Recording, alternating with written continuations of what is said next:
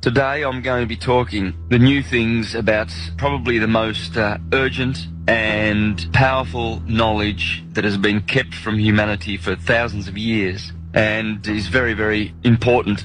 A massive amount of thinking, a truly stupendous amount of thinking, has gone into sex without procreation. Do you know about sexual alchemy? There's 33 vertebrae in your spine. There's 33 years in the life of Jesus Christ, yeah.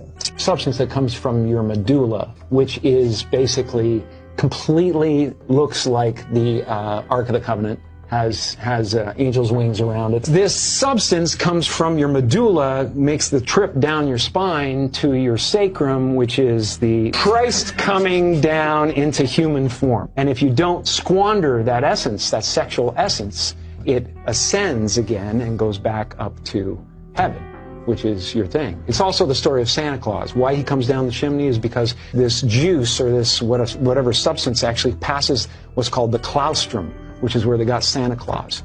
So it goes down the chimney and back up the chimney. In the brain, in the cranium, there is the cerebrum. And in the cerebrum, and in particular the claustrum is sitting right there in the middle of the head, virtually. From the claustrum there is a secretion, brain fluid. And this fluid is an oil.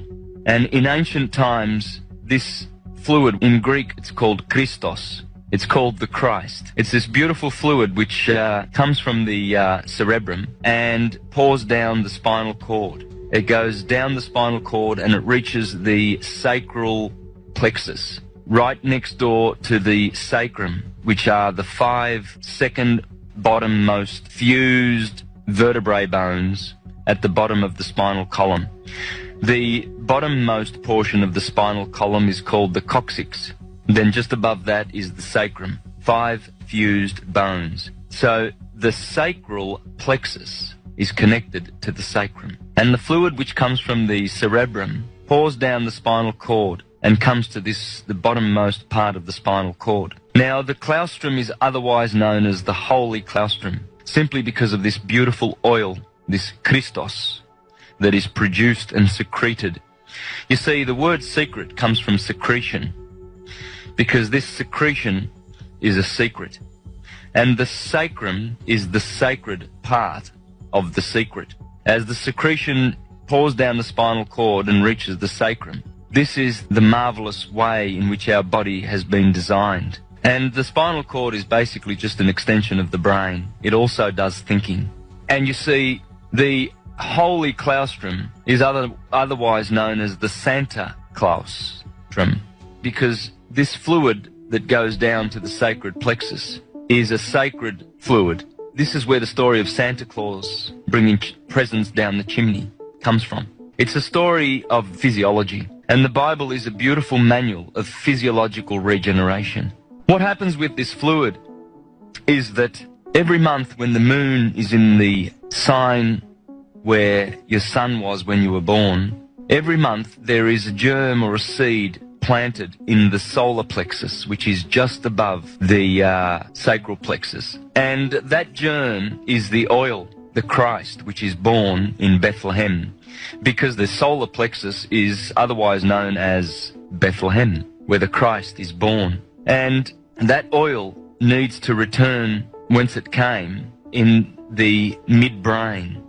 You see, as the oil ascends the spinal cord, the vibration of the oil of the Christ increases. And you see, first of all, the oil is differentiated in the pineal gland and the pituitary gland before it is sent down the spinal cord. And the pineal gland is the electric portion, and the pituitary gland is the magnetic portion. So the oil is differentiated and it is brought down the spinal cord via the pingala and the ida nerves. These are what is otherwise known as the kundalini and the kundabuffer. So it arrives at the sacral plexus and awaits for the germinating of the seed once a month, 12 times a year.